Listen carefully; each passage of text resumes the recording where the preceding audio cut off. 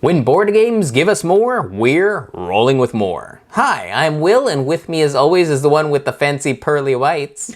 Sarah. And today we're doing a review of Everdell Pearlbrook Expansion. Sarah, tell us a bit about this game. All right, in Pearlbrook, players will be exploring the river with their frog ambassador, gaining new resource pearls, and constructing adornments and wonders. So let's go over what this expansion adds to the game. It mainly, of course, first of all, has the sideboard. It's on the left side of the main board, and it's the river. It adds frog ambassadors, so each player meeple will have its own frog ambassador. It adds a new resource, the pearls, which can only be obtained in certain ways, usually by the frog ambassadors.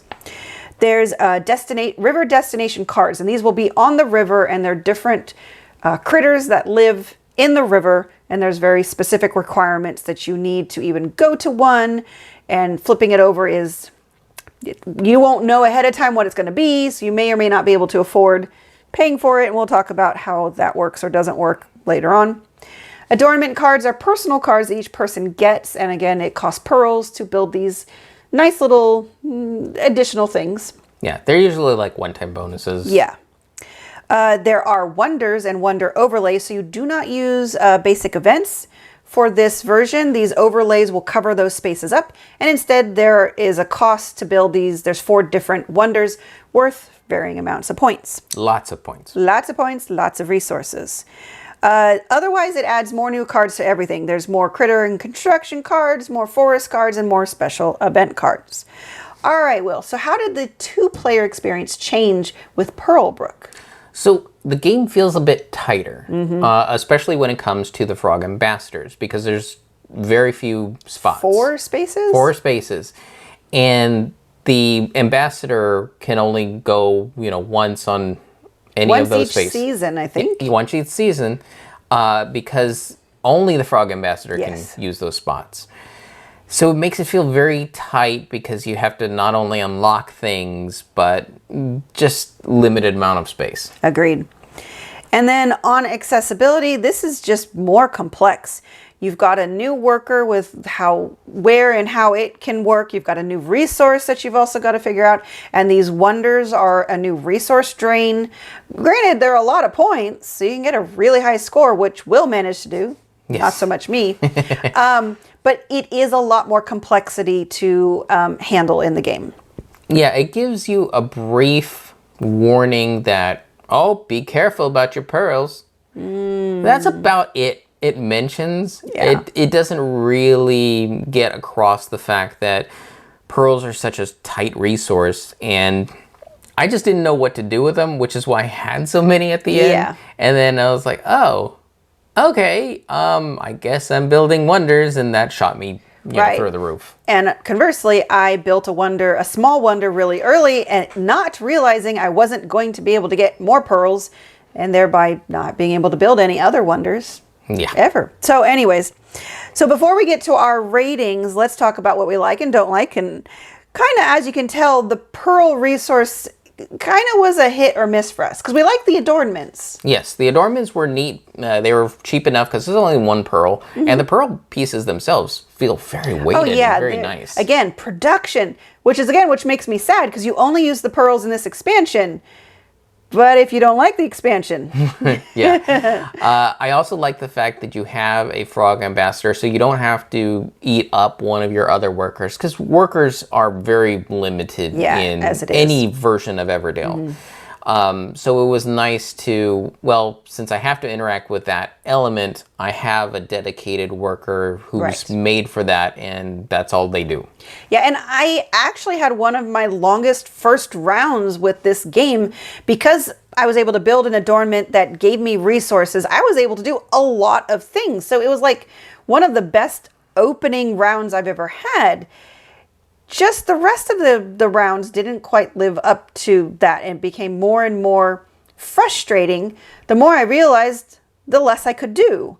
And that's kind of where this kind of falls off a cliff at the end, is because the pearls are scarce and you just can't keep getting them easily.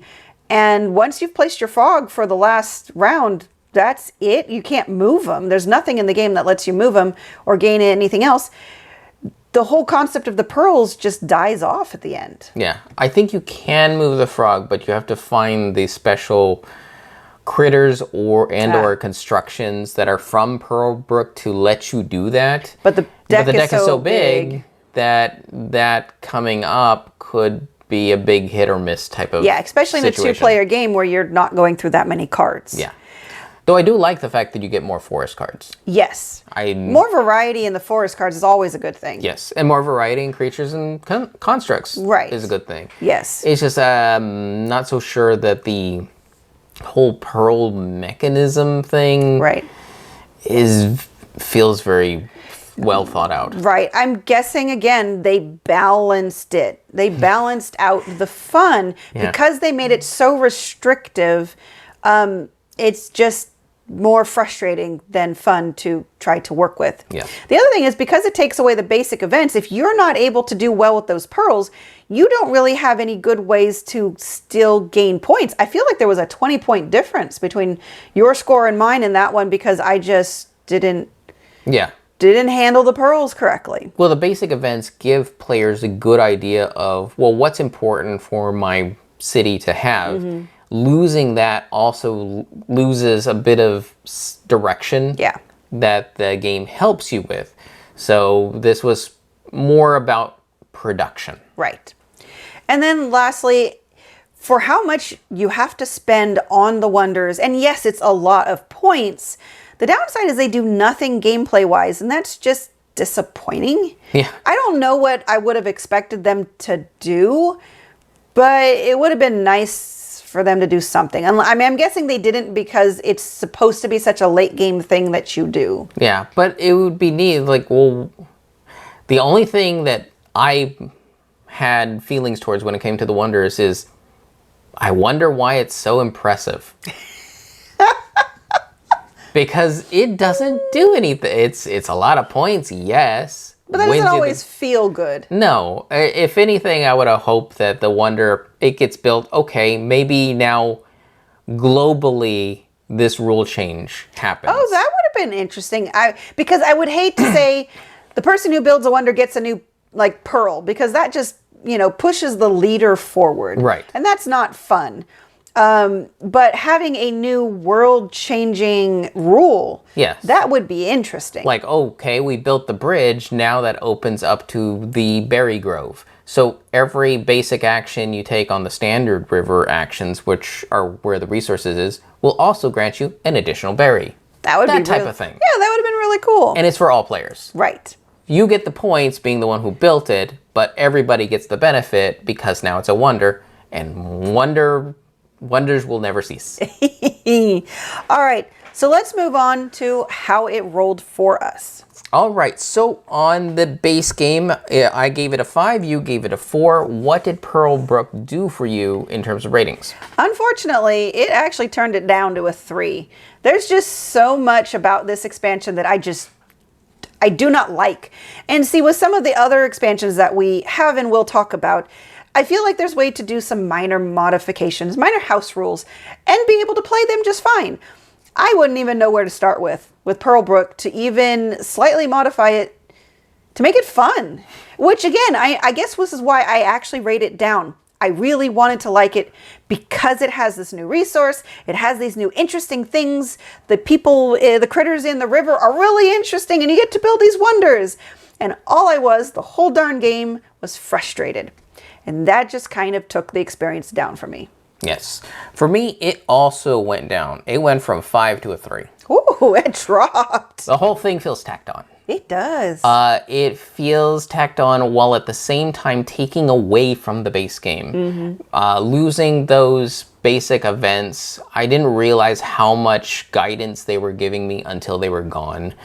And leading into what feels like a dead end sort of experience by paying for wonders and struggling just to get all these pearls didn't feel very rewarding. Yes, it was nice so that I had a frog ambassador that I didn't have to soak up another worker for, but I felt like I was more enslaving my people to get one of these big giant things done for the sake of my own ego and pride, which felt very counter to what I've been experiencing with Everdell. It was not a fun win for you. No, it was not a fun win for me. It was a sad win over the blood, sweat, and tears of all my little woodland creatures. Yep. Yes. All right, so who this is for, it is definitely going to be for the intermediate and hardcore gamers just due to the complexity, but it's also only really going to be for those people who want this kind of adversity Right. and challenge, and you want high scores. And you don't mind the challenge of really all the resources that you have to manage. Yeah, specifically resources. This is highly emphasized, especially when it comes to the wonders, especially when it comes to trying to pay for trading for the pearls. Because it's not just go there, get a pearl. It's go there, pay an additional thing to get a pearl, which is just one more resource you have to pay along with other resources to do other stuff. Yeah, I really feel like while they balance this game, they did not take opportunity cost into consideration at all. Because, and we've seen that in other games where just the cost of going there is high because you're not doing something else, but then they still tack on a cost on top of that. Yes. It was cost on top of cost. Yes, exactly. Balanced, but the fun just got taken out of it. Agreed.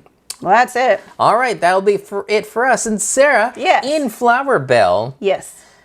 sounds like you don't value pearls all that much. What would you value as a special currency? Well, I think it would probably be like dewdrops because, you know, flowers collect dew, and we could collect that up and use that as a resource. I see. What about you? Is it nuts? Well, here in Woodchuck, we've been hearing all about these crazy cool bell flowers that one city makes, so we value those highly. So I think we should trade. I don't have any dewdrops. I just got nuts. We could trade for some nuts. Crazy little nuts from Woodchuck. Maybe not. Yes, they're crazy people. All right, that's it for us, and we've been Rolling with More. And remember, if you have any questions, comments, or concerns, you can reach out to us on the various social media platforms at Rolling with Two. That's TWO. We are on Twitter, Facebook, and Instagram. And on YouTube, please like and subscribe. And if you have time, check out the other content Nanaman has found for you, because remember, he's rolling with you.